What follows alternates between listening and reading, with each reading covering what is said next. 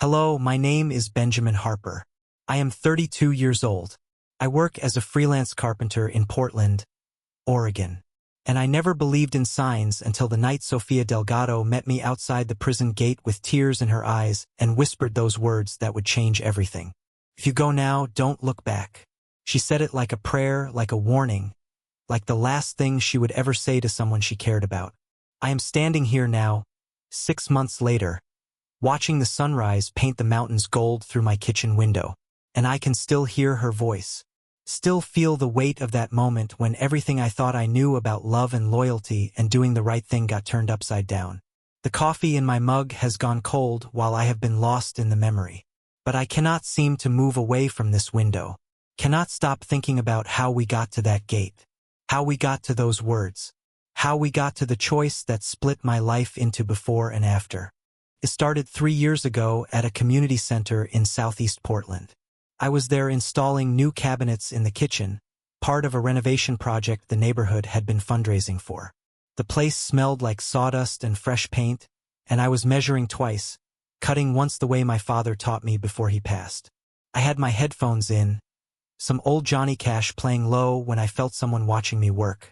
She was leaning against the doorframe, arms crossed, wearing scrubs that suggested she had just gotten off a shift at the hospital. Her dark hair was pulled back in a messy bun, and she had this way of looking at you like she could see right through whatever front you were putting up.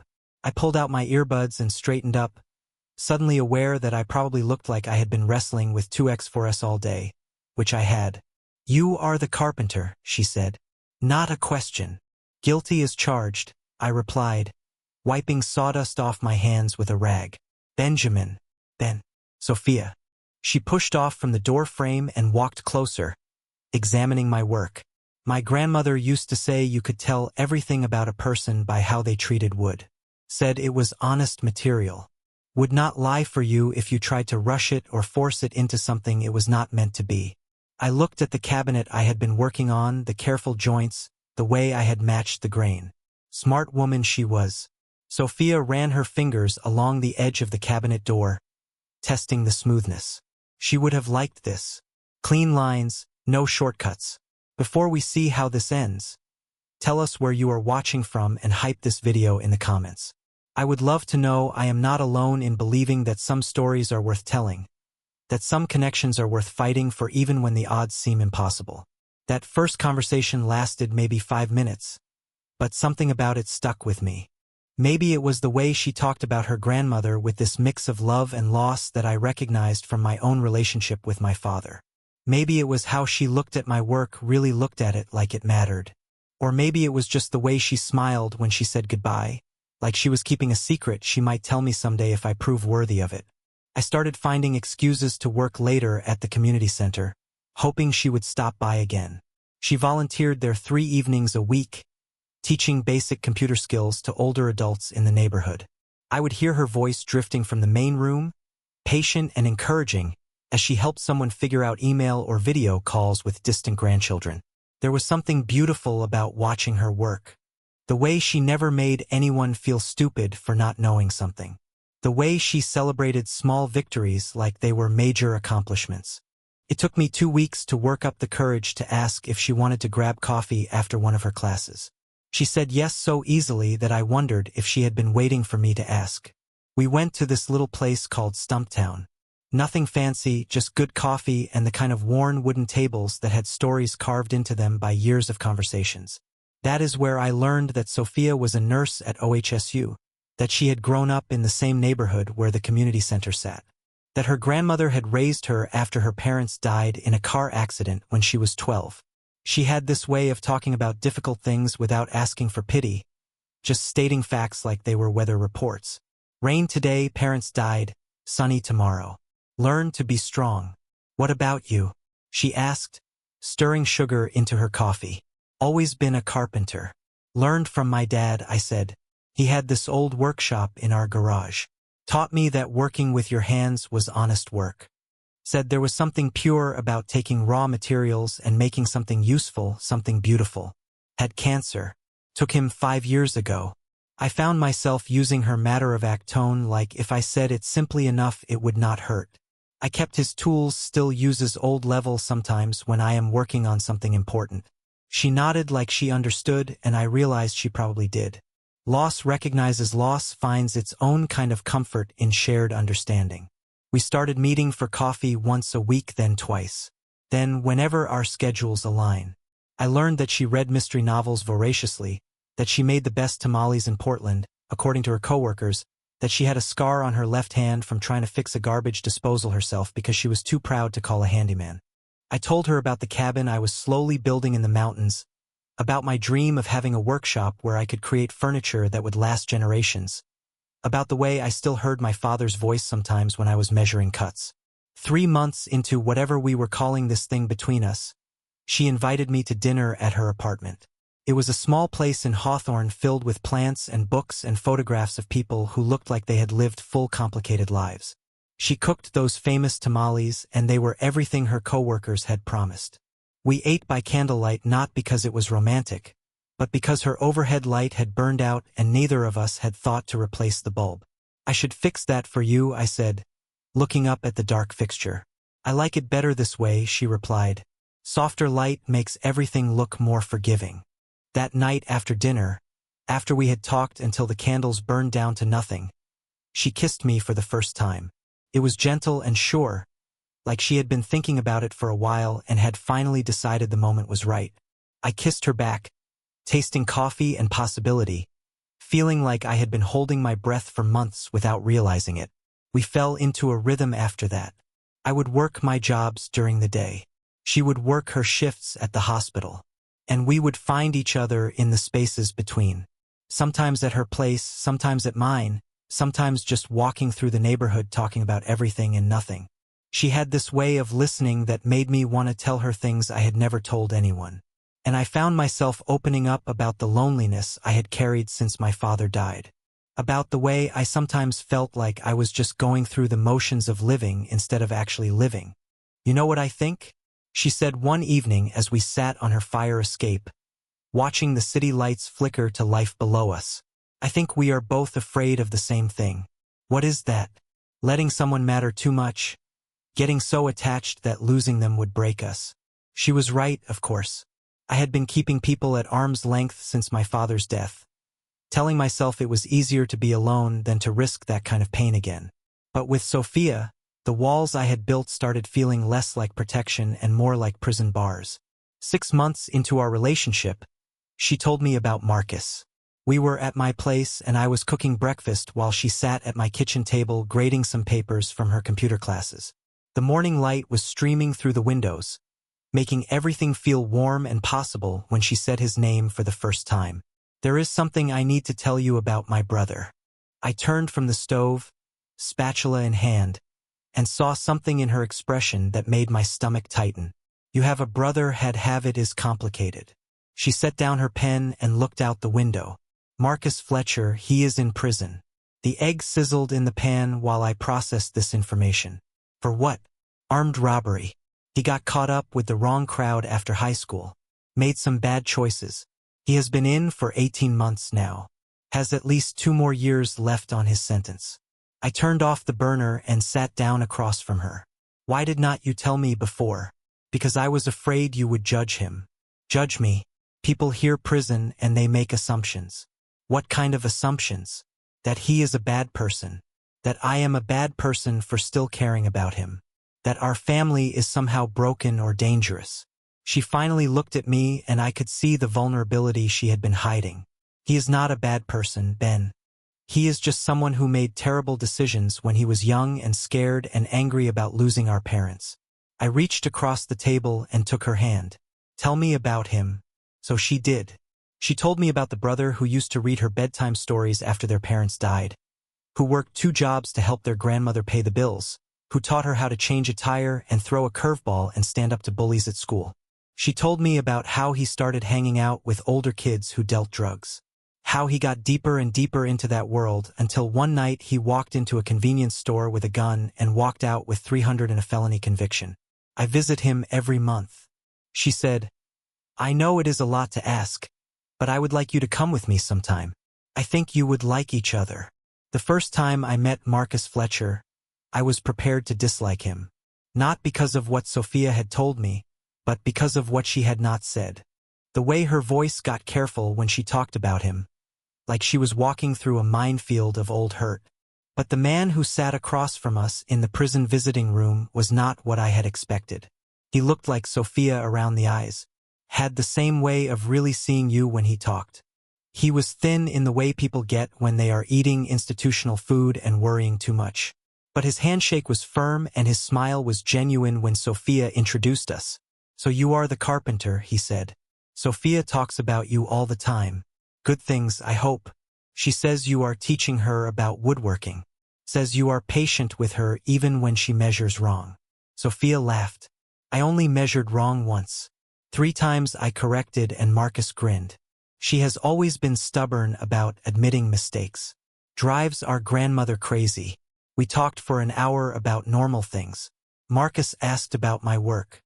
Told me about the carpentry program he joined in prison, how he was learning to make furniture that would be donated to families in need. Sophia told him about her classes at the community center, about a new doctor at the hospital who reminded her of their father. It felt surprisingly natural, like sitting around a kitchen table instead of in a room full of guards and security cameras. As we were leaving, Marcus pulled Sophia aside for a private moment. I could not hear what they said, but I saw the way his expression changed. Saw Sophia shake her head firmly at whatever he had asked. When she came back to me, she was quiet during the drive home. "Everything okay?" I asked. "He wants me to stop visiting for a while." "Why?" "There has been some trouble with his cellmate. Nothing serious, but Marcus thinks it might be safer if I keep my distance until things settle down." I did not think much of it at the time. Prison politics seemed like something I could not understand from the outside. And if Marcus thought it was best for Sophia to stay away, then maybe he was right. But over the next few weeks, I noticed changes in her. She was distracted during our conversations, checking her phone constantly, jumping at unexpected sounds. The truth came out on a Tuesday night in March. Sophia had been unusually quiet during dinner, picking at her food and staring out the window like she was watching for something. Finally, I set down my fork and asked what was wrong. "Marcus called me today," she said. "From prison. He is not supposed to call, but he found a way." "What did he say?" "He is in trouble. Real trouble. There is this guy, Victor Ramirez, who runs things on Marcus's block. Marcus owes him money." "How much money?" $5,000. I felt something cold settle in my stomach. "For what?" "Protection. Marcus was getting hassled by some other inmates, and Ramirez offered to make it stop, but nothing is free in there. And now Ramirez wants payment. What happens if Marcus cannot pay?" Sophia's hands were shaking as she reached for her water glass. "Ramirez made it clear that if Marcus cannot pay, he will find other ways to collect. He knows about me, Ben. He knows where I work, where I live." The room felt like it was tilting. "Are you saying this guy is threatening you?" "Not directly, but Marcus says Ramirez has connections outside, people who do favors for him. Marcus thinks I might be in danger if he cannot come up with the money." I stood up and started pacing, my mind racing through possibilities. We called the police, report the threats. With what proof? Marcus's word against Ramirez. And even if they believed us, what happens to Marcus when Ramirez finds out he talked? So what is the alternative? Sophia was quiet for a long moment. "Marcus has a plan. There is going to be a transfer next week. Some of the inmates being moved to a different facility. During the transfer, there might be an opportunity." "An opportunity for what?" "For Marcus to get away." The words hung in the air between us like smoke. I sat back down trying to process what she was telling me. "Sophia, you are talking about a prison break. I am talking about my brother's life. And what about your life? What about us? If you help him escape, you become a fugitive too." "I know." Her voice was barely a whisper. "I know what I would be giving up." We talked until dawn, going in circles, weighing impossible choices. Sophia was torn between her loyalty to Marcus and her fear of losing everything she had built. I was torn between my love for her and my belief that helping a prisoner escape was wrong, no matter the circumstances. Over the next few days, Sophia became increasingly anxious. She had gotten more details about Marcus's plan. The transfer was scheduled for a Friday afternoon. There would be a moment, Marcus said, when the transport van stopped at a checkpoint, when the guards would be distracted by paperwork. If someone was waiting at a specific location with a car, if they moved fast enough, it might work. "I cannot ask you to be part of this," Sophia said on Thursday night. We were at her apartment and she was packing a bag with shaking hands. "But I cannot abandon him either. There has to be another way. There is no other way." She stopped packing and looked at me. "I have thought about this from every angle, Ben. If I do not help him, Ramirez will hurt him. Maybe kill him, and then he might come after me anyway just to send a message. And if you do help him, then what? You spend the rest of your life running? Maybe. Or maybe we get away clean. Start over somewhere else. We, Marcus and me, I cannot ask you to come with us. I will not ask you to give up your life for my family's problems." But she was asking in a way, not with words, but with the look in her eyes, the way she kept glancing at me like she was memorizing my face. She was asking me to choose between the life we had built together and the moral certainty that helping a prisoner escape was wrong. Friday came gray and drizzling, typical Portland weather that matched my mood. I went through the motions of work, installing trim in a new house, but my mind was elsewhere. Sophia had left early that morning, kissing me goodbye like it might be the last time, and I could not shake the feeling that I was about to lose her either way. 3 o'clock, my phone rang. Sophia's number. "It is happening," she said. "I'm at the location. The van should be here in 20 minutes. Sophia, please do not do this. I have to. I love you, Ben. I want you to know that whatever happens next, I love you." The line went dead. I drove to the location she described, a rest stop off Highway 26. My hands gripping the steering wheel so tight my knuckles were white. I did not know what I was going to do when I got there. Try to talk her out of it. Help her. Call the police. My mind was a storm of conflicting impulses. I arrived just as the prison transport van was pulling into the rest stop. Sophia's car was parked at the far end of the lot, engine running.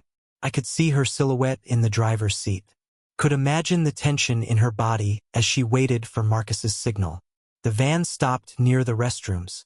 2 guards got out, one heading inside while the other started checking paperwork. Through the van's rear window, I could see the prisoners in their orange jumpsuits. Could see Marcus looking toward Sophia's car. What happened next took maybe 30 seconds, but it felt like slow motion. Marcus somehow got his restraints loose, slipped out of his seat, and made it to the van's rear door. The guard outside turned just as Marcus pushed the door open and jumped out. There was shouting, confusion, the second guard running back from the restroom. Marcus sprinted toward Sophia's car, but he did not make it. The first guard tackled him maybe 20 feet from the van, and they went down hard on the wet asphalt. More shouting, backup being called on radios, the sound of sirens in the distance. I watched Sophia's car sit motionless for a moment, then saw her get out and start walking toward where Marcus was being restrained. I knew what she was thinking, knew she was about to do something that would destroy her life to save his. That is when I made my choice. I got out of my truck and ran toward her, catching her arm just as she reached the edge of the parking lot. "Sophia, do not. I have to help him. You cannot look around. There are witnesses, cameras, backup coming. If you get involved now, you will just be arrested, too. And then you cannot help Marcus at all." She looked at me with tears streaming down her face. "Then what am I supposed to do? We leave right now before someone connects you to this. I cannot abandon him. You are not abandoning him. You are staying free so you can help him legally. Get him a better lawyer. Appeal his case, visit him when he is allowed visitors again. But if you get arrested now, you cannot do any of that." For a moment, I thought she was going to pull away, run toward her brother anyway. But then she looked at the scene unfolding in front of us, at Marcus being loaded back into the van and even more restraints, at the police cars arriving with her lights flashing, and she nodded. We walked back to my truck together, Sophia looking over her shoulder every few steps. As we drove away, she was silent except for the sound of her crying. I reached over and took her hand, and she held on like I was the only thing keeping her from drowning. The next few weeks were the hardest of our relationship. Marcus was moved to a maximum security facility and put in solitary confinement. Sophia blamed herself for not helping him, and I blamed myself for stopping her. We barely talked, just went through the motions of our daily lives like actors playing roles we no longer understood. Sophia threw herself into work, picking up extra shifts at the hospital, volunteering more hours at the community center. I buried myself in projects, taking on more jobs than I could reasonably handle, working until my hands were raw and my back ached. We were both running from the same guilt, the feeling that we had failed someone we loved. It took a month before Sophia was allowed to visit Marcus again. She asked if I wanted to come with her, and I said yes, even though I was not sure he would want to see me. The man who sat across from us in the visiting room was different from the one I had met months earlier.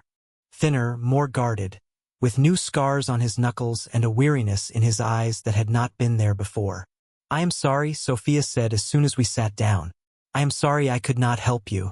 Marcus looked at her for a long moment, then at me. Then stopped. "You did not." Sophia nodded, and I braced myself for anger. Accusations may be worse. But Marcus just smiled. The first genuine smile I had seen from him since the failed escape. "Good. Bunna," he said. "That is exactly what I hoped he would do." Sophia and I both stared at him. "What?" "I never wanted you to help me escape, Sophia. I wanted you to have someone who would stop you from doing something that stupid. But you called me. You told me about the plan. I told you about it because I knew you would feel like you had to help. And I knew if Ben really cared about you, he would find a way to stop you." Marcus leaned back in his chair. "I've been watching you two together, seeing how happy you are. I was not going to let you throw that away from me. But the threats from Ramirez, the danger. Ramirez is a blowhard who talks big, but does not have nearly as much power as he pretends. And the money I owe him, I have been paying it off by doing carpentry work for the guards. Turns out there is a market for handmade furniture, even in prison." Sophia looked like she did not know whether to laugh or cremin. "So, the whole escape plan was never going to work. I made sure of that, but I needed you to think it was real. Needed to see if Ben would choose you over some misguided sense of loyalty to me. I felt like I had been holding my breath for a month and could finally exhale. You set us up. I tested you, both of you. Sophia, I needed to know you had found someone worth staying out of trouble for. And Ben, I needed to know you would put Sophia's well-being above everything else, even when it was hard."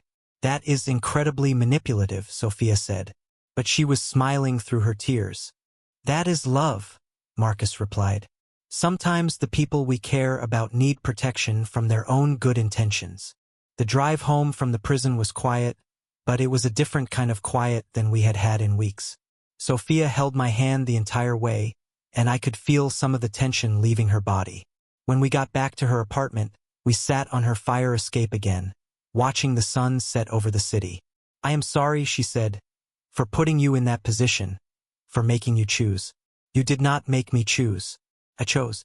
And I choose the same way again, even knowing it meant letting Marcus down. Marcus was never counting on us to break him out. He was counting on us to be smart enough not to try." Sophia laughed. The first real laugh I had heard from her in weeks. "My brother is either brilliant or completely insane. Maybe both." We started rebuilding after that slowly, carefully, like I was teaching Sophia to work with wood all over again. We talked more, shared more of our fears and hopes and dreams. Sophia started sleeping better, stopped jumping at every unexpected sound. I started taking on fewer projects, making more time for the things that actually mattered. 3 months later, Marcus was transferred back to the medium security facility. His sentence had been extended by 6 months because of the escape attempt, but his time in solitary was over and he was allowed regular visits again.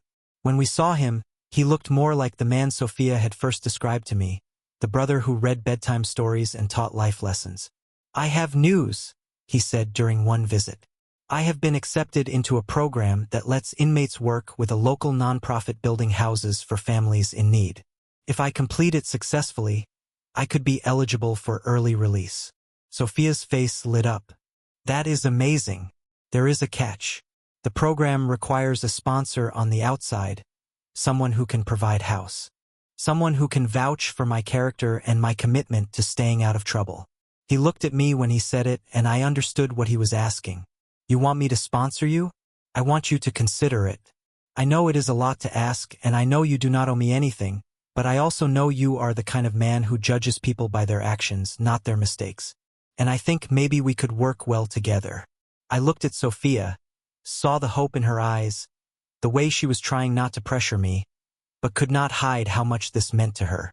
I thought about the cabinet I had been working on when I first met her, about what she had said about wood being honest material that would not lie for you if you tried to rush it or force it into something it was not meant to be.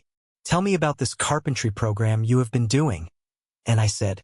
Marcus's face brightened and he started describing the projects he had worked on, the skills he had learned, the satisfaction he found in creating something useful with his hands.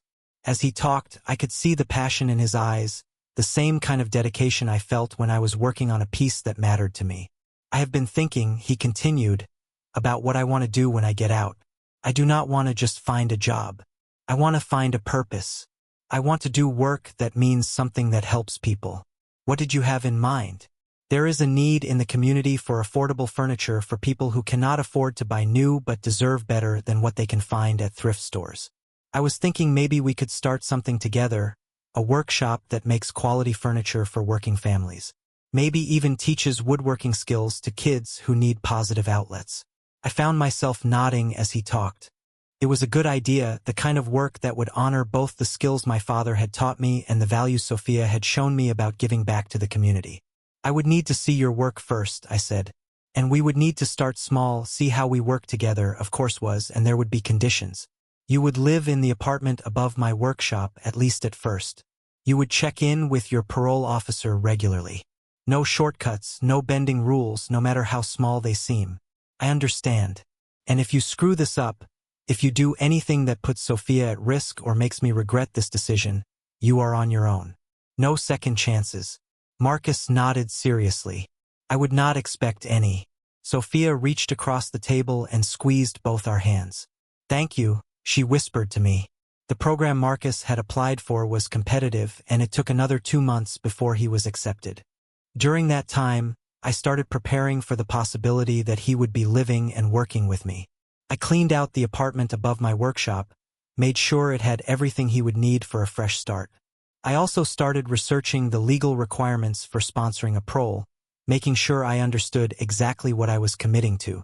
Sophia helped with the preparations, and I could see how much it meant to her that I was willing to take this risk for her brother. But I was not just doing it for her or even for Marcus. I was doing it because I believed in second chances, in the possibility that people could change and grow and become better versions of themselves. The night before Marcus's release, Sophia and I lay in bed talking about the future. She was nervous, excited, scared all at the same time. What if it does not work? She asked. What if Marcus cannot adjust to life outside? Or what if you two do not get along? Then we will figure it out as we go. But I think it is going to be okay. How can you be so sure? Because he is your brother and you do not love people who are not worth loving because he has spent 2 years thinking about what he wants his life to look like. And that kind of reflection changes a person.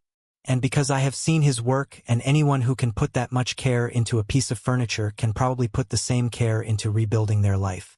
Marcus was released on a Thursday morning in September. Sophia and I picked him up at the prison gates, and as we drove away I saw him looking back at the building in my rearview mirror. Any regrets about leaving? I asked. None, he said firmly. I am ready to start over. The first few weeks were an adjustment for all of us. Marcus was grateful but also proud, eager to prove himself, but sometimes frustrated by how slowly things moved on the outside. Sophia was protective but trying not to hover, wanting to help but not wanting to enable. I was patient but watchful, giving Marcus space to find his footing while staying alert for signs of trouble. But gradually we found our rhythm. Marcus proved to be a skilled carpenter and a thoughtful partner. He had ideas for improving our processes, suggestions for new projects, and a work ethic that matched my own. More importantly, he had the kind of perspective that comes from having lost everything and fought to get it back. Our first big project together was building a dining room set for a single mother who worked 2 jobs and was saving up to buy her first house. She could not afford furniture store prices, but she wanted something that would last, something her kids could inherit someday. Marcus and I worked on it together for 3 weeks, and when we delivered it, the look on her face made every hour worth it. "This is beautiful," she said, running her hands over the smooth surface of the table. "It is exactly what I imagined when I dreamed about having a real dining room."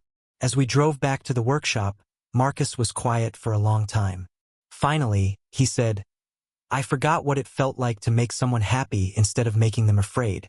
How does it feel like maybe I can be the person Sophia always believed I was?" 6 months after Marcus's release, Sophia and I were having dinner at our favorite restaurant when she brought up something that had been on both our minds. "I have been thinking about us," she said, "about where we are going, what we want. What do you want?"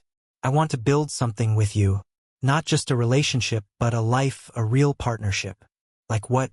"Like maybe it is time we stopped living in separate apartments and found a place together. Like maybe we should start talking about marriage, about having kids someday, about all the things we have been dancing around for the past year." I reached across the table and took her hand. "Is that a proposal?" "It is a conversation starter." "Then let us start the conversation." We talked for hours that night about our dreams and fears, about the kind of life we wanted to build together. Sophia wanted to expand her work at the community center. Maybe start a program that taught basic life skills to people getting out of prison. I wanted to grow the furniture business. Maybe bring in other craftspeople who shared our vision of creating quality work for working families. "What about Marcus?" Sophia asked. "How does he fit into all this?" "He is family. He will always have a place in our lives. Even when we have kids, even when things get complicated, especially then, kids need to see that families stick together, that people can change and grow and deserve second chances." A year later, Sophia and I were married in the community center where we had first met. Marcus walked her down the aisle, and in his speech at the reception, he talked about how love sometimes means letting people make their own choices, even when those choices are hard to watch. "My sister taught me that family is not just about blood."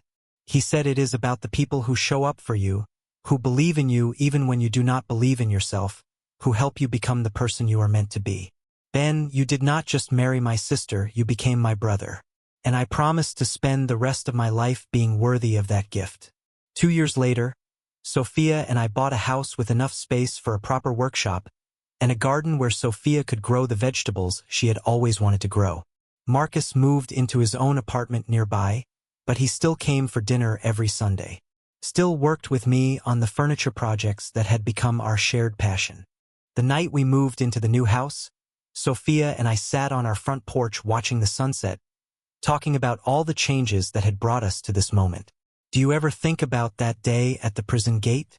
she asked. "When Marcus tried to escape sometimes. Do you think things would have turned out differently if you had not stopped me?" I considered the question, thinking about all the paths our lives might have taken. "Maybe, but I do not think they would have turned out better." "How can you be sure?" "Because the best things in life are not the ones you get by running away from hard choices. They are the ones you get by facing those choices head on, by choosing love over fear, by choosing to believe that people in situations can change." Sophia leaned against my shoulder and I could feel her smiling in the darkness. "My grandmother used to say that the strongest wood comes from trees that have weathered the worst storms." Smart woman she was. I think she would have liked you. I think I would have liked her, too. As I sit here now watching the sunrise through my kitchen window, I think about how different my life might have been if Sophia had never walked into that community center. If she had never challenged me to see beyond my own comfortable routines. I think about the man I was before I met her. Content, but not truly happy. Building things but not building a life. The coffee in my mug has gone cold again. But I do not mind. Some mornings are meant for remembering, for appreciating the long journey that brought you to where you are. In a few hours, Sophia will wake up and we will have breakfast together before she heads to the hospital and I head to the workshop. Marcus will probably stop by around lunchtime wanting to show me a new technique he has been working on or to get my opinion on a design idea. It is a good life built on choices that seemed impossible at the time, but turned out to be exactly right. Built on the understanding that love is not just about the easy moments, but about the hard ones, too. About standing by someone when they are facing their worst fears. About believing in their capacity to grow and change. about choosing hope over certainty. The phone rings, interrupting my reverie. It is Sophia calling from the hospital where she has just finished a night shift. "Hey," she says, and I can hear the smile in her voice. "I am heading home. Want to make pancakes together?" "Always," I reply, and I mean it because that is what love is, I have learned. It is showing up for the small moments and the big ones, for the pancake mornings and the prison gate nights. It is whispering warnings when someone you care about is about to make a mistake. And it is whispering encouragement when they are ready to try again. It is meeting someone outside the gate and saying if you go now, don't look back. Not because you want them to leave, but because you want them to move forward. And sometimes, if you are very lucky, they choose to move forward with you. In the flickering chaos of a prison parking lot, Benjamin Harper's story carves a truth into our hearts. Real love is not the absence of impossible choices. It is the courage to stand in the storm and choose the person over the path. When Sophia's loyalty to her brother threatened to drag them both into ruin, Ben did not flinch from the pain of stopping her.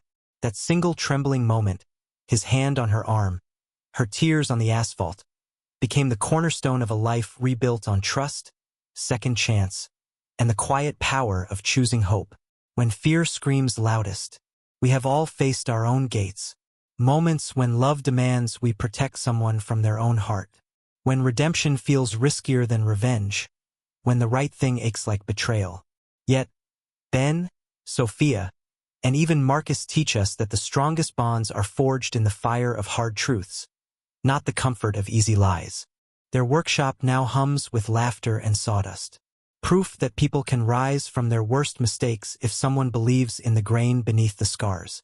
This story cracks open the soul and whispers, love deeply, forgive boldly, and never underestimate the beauty of a life built one honest choice at a time. If this tale of redemption and unbreakable love moved you, drop your own prison gate moment in the comments. What impossible choice taught you the meaning of loyalty? Let's fill this space with raw, real stories that remind us we're never alone. And if you crave more heart-pounding, soul-stirring journeys like this, smash that subscribe button and ring the bell. Join our family.